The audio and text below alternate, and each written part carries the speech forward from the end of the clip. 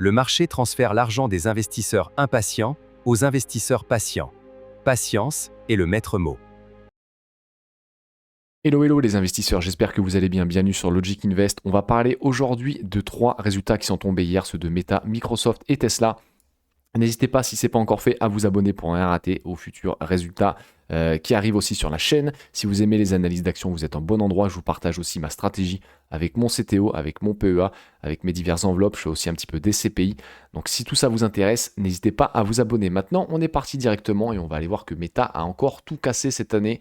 En tout cas, au dernier trimestre, ils ont battu les BPA par action. On avait du 8,21$ attendu, ils sont passés à du 8,80$. Les revenus, pareil, on était sur du 58 milliards attendu, 59 milliards 900 millions de réalisés et un bénéfice net de 22 milliards par pour le dernier trimestre. Je ne sais pas si on se rend compte un petit peu de la dinguerie. Ça commence à faire mal. Et on a pas 150 000 segments sur Meta.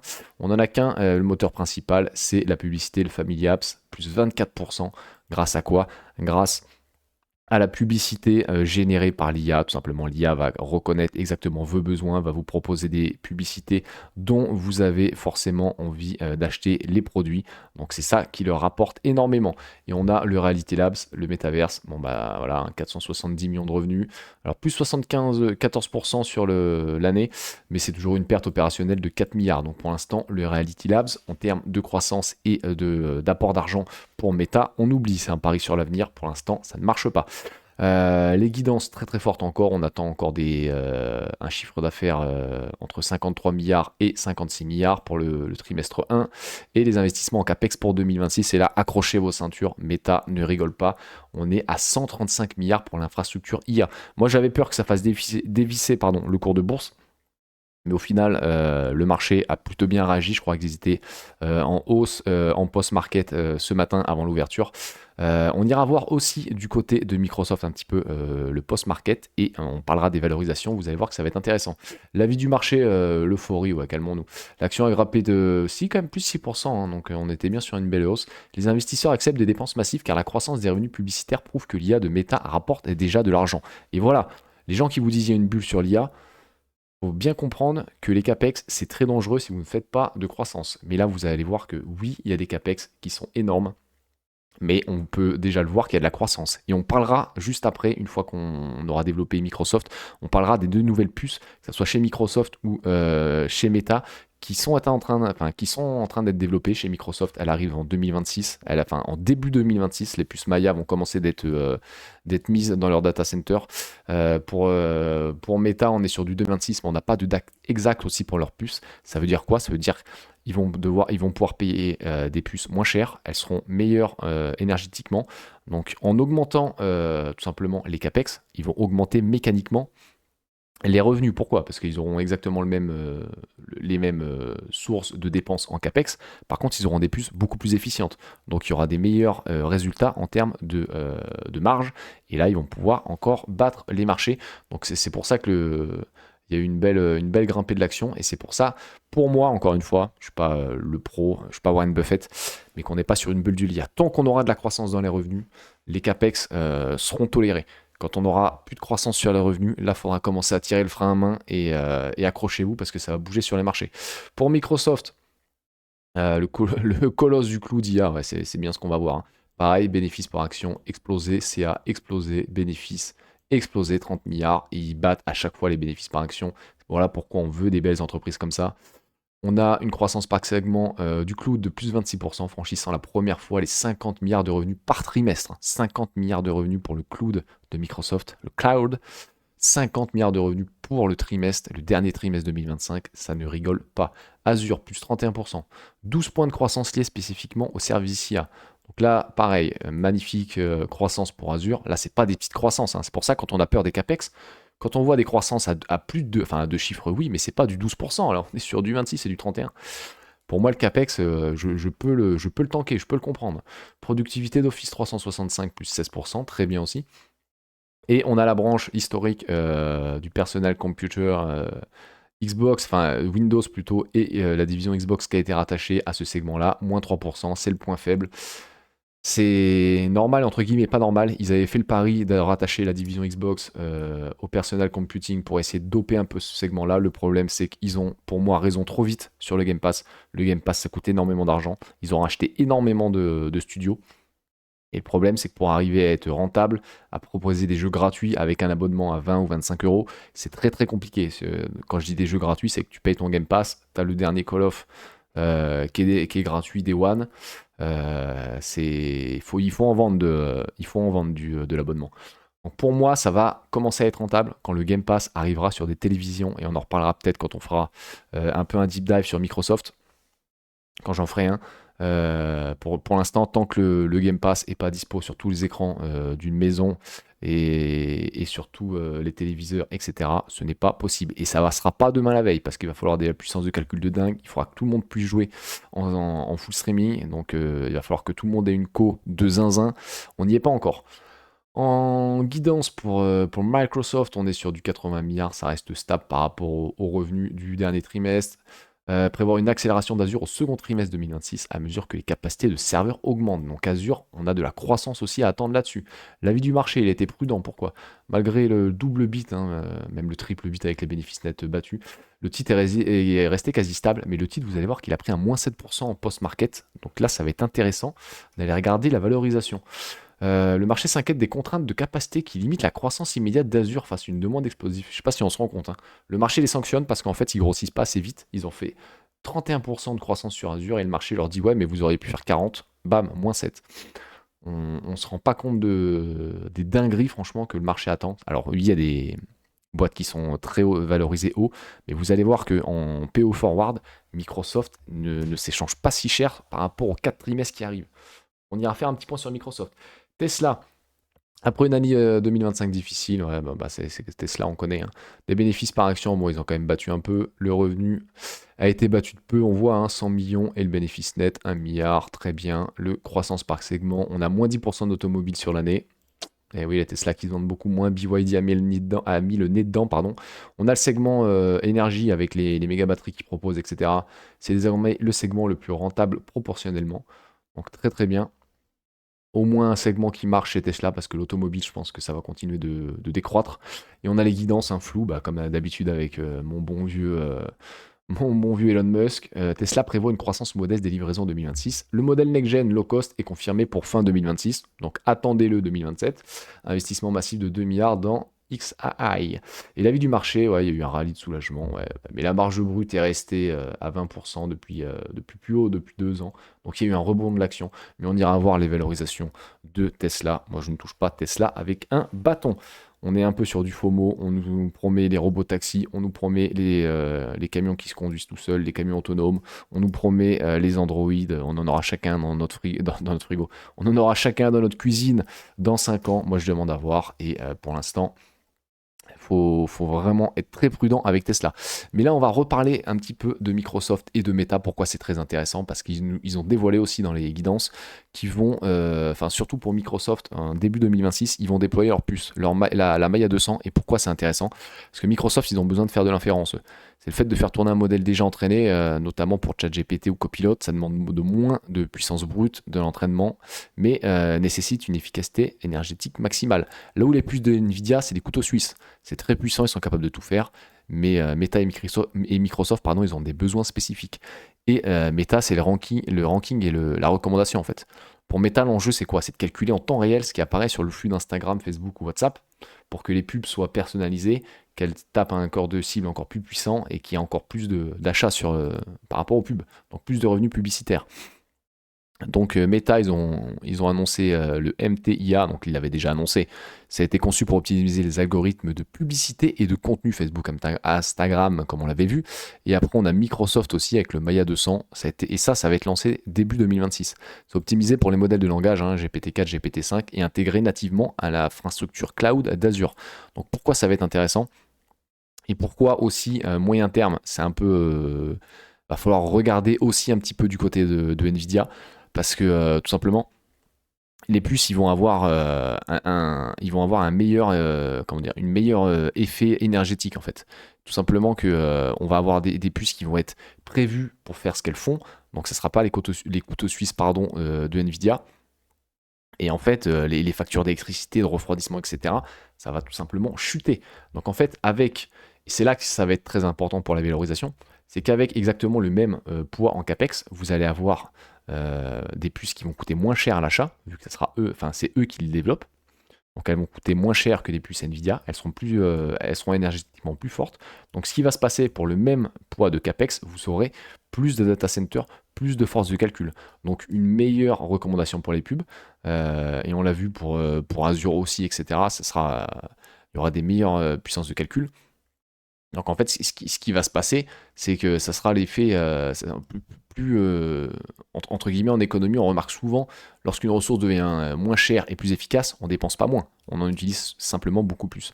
Donc au lieu de dépenser, j'ai une connerie, moi, 10 milliards pour 200 000 puces Nvidia, il pourrait dépenser les 10 milliards, et avec des chiffres totalement absurdes, hein, mais pour 1000 puces internes. Le CAPEX est stable, mais la puissance de frappe est décuplée, donc les revenus devraient aussi être décuplés. Donc c'est pour ça que ça va être très intéressant, notamment de voir un petit peu comment ça va se passer comment ça s'appelle, avec les deux puces lancées par Meta et Microsoft. On sait que Google a lancé son TPU aussi, et c'est ce qui a fait bondir aussi à un moment l'action Google, même si les deux entreprises l'ont clairement dit, que ce soit Microsoft ou Meta, ce n'est pas des puces qui vont être à vendre pour le marché. Ça sera des puces vraiment destinées à leur marché, à ce que fait Meta et à ce que fait Microsoft. Ça ne sera pas des puces à vendre. Donc bon, Nvidia, ils vendront toujours leurs puces. Ils auront toujours une avance sur les hyperscalers, parce que eux, c'est leur cœur de marché. Après, est-ce que Microsoft et Nvidia continueront d'acheter des puces Nvidia? Oui. Est-ce qu'ils pourront les acheter moins cher parce qu'ils auront enfin un levier un petit peu en termes comment dire, en termes de deal avec Nvidia? Certainement si. Donc il y aura peut-être des revenus un petit peu en baisse pour Nvidia, mais ça c'est à horizon 3 à 5 ans, quoi. Ça sera pas clairement pas le trimestre prochain. Maintenant, on va aller parler de valorizations, les amis. Hop, c'est juste de sortir de mon plein écran. Je me bats avec mon ordinateur, hop, et on arrive directement pour Microsoft. Donc on peut le voir, hein, Microsoft qui a quasiment pas de dette, donc même s'ils investissent énormément dans les CAPEX, on n'est pas au point, ils ont énormément réduit leur dette, hein, ils avaient énormément de dette en 2017, et vous voyez que la dette a complètement baissé, ce qui est même dommage. Vu les taux d'intérêt qu'il y avait dans ces époques-là, il aurait été intéressant justement de faire de la dette. On pouvait quasiment emprunter à moins d'1% pour des boîtes comme ça aurait été très important, mais bon, ça il fallait savoir, il fallait lire dans une boule de cristal, il fallait savoir qu'il fallait faire de la dette. Mais voilà, juste pour vous dire qu'en termes de CAPEX, on n'est pas non plus en train de s'aborder la boîte. En termes d'employés aussi, ce qui va être important à noter, c'est à voir avec justement l'IA. On est en train de nous bassiner avec l'IA, que ça va pouvoir réduire les postes, que ça va pouvoir réduire certaines tâches. Et ben moi, je veux que justement ces hyperscalers nous le montrent. Et à voir si on voit des employés de chez Microsoft qui descendent. Donc, une meilleure marge. À voir, on voit toujours que les actions en circulation descendent, c'est très bien. Un petit dividende qui augmente de 9% en CAGR, c'est très très bien aussi. On voit qu'on a des free cash flow qui augmentent, donc bon, la boîte est très bien gérée, il n'y a pas de souci là-dessus. On va parler directement en termes de valorisation. On nous annonce des prévisions de 17% de bénéfices par action, en étant toujours hyper prudent, parce qu'il faut toujours être hyper prudent quand on investit de l'argent, et ce n'est pas une recommandation d'achat, chaque personne doit faire ses propres recherches. Je ne suis pas un conseiller en patrimoine, et vous devez faire vos propres recherches et vous débrouiller vous-même, et investir comporte des risques en capital. Voilà, une fois qu'on a dit ça, on a tout dit. On peut communément dire que franchement, un multiple final sur Microsoft de 28, eh bien, c'est loin de la médiane de 10 ans de 30. Ce que j'aime bien faire, moi, pour trouver mon PE, c'est que voilà, on a eu un boom de l'IA, on va dire, depuis 2017-2018, et on voit que le PE a pas mal augmenté. Donc ce qu'on peut faire, c'est qu'on peut se mettre, hop, un petit... je pense que voilà, on peut se mettre entre 2011 et 2020, ouais, 2020, 2022. On peut se trouver une petite médiane coupée en deux là-dessus, à 26, 27 fois les bénéfices, c'est pas déconnant. Je pense que l'entreprise, parce que pourquoi elle avait un PER beaucoup moins élevé avant? Bah, parce qu'il y avait des segments qui n'existaient pas. Elle était portée par le segment pardon, Personal Computer, mais il n'y avait pas Azure, il n'y avait pas le cloud, il n'y avait pas la division Xbox, il n'y avait pas tout ça. Donc bien évidemment que tu ne peux pas valoriser une société pareil quand tu as un segment qui marche ou quand tu en as 4 ou 5. et notamment avec le narrative IA. Donc moi, je pense qu'une médiane allez, 27-28 fois les bénéfices, c'est pas déconnant. On peut même le baisser. Allez, on va être très conservateur. Allez, on va se dire multiple final sur 4 ans parce que l'application n'a pas encore fait la mise à jour de 2026. On est en 2026. Il faut qu'on aille jusqu'en 2031, s'il vous plaît. Donc un multiple final de 27. Une croissance estimée de 13%. On voit que depuis le narrative IA, c'est surtout ça qu'il faut voir. Parce que là, la croissance par action, c'est sûr qu'au début, c'était pas fou. Et avec la narrative IA, hop, on est sur un CAGR de 16% depuis 2014, donc bien avant le début. Mais on a pris un petit peu plus large. Si on regarde que, hop, on va dire depuis la Narrativia, on est à 17. On va être conservateur, on va prendre du 14, on a un prix juste à 429 dollars.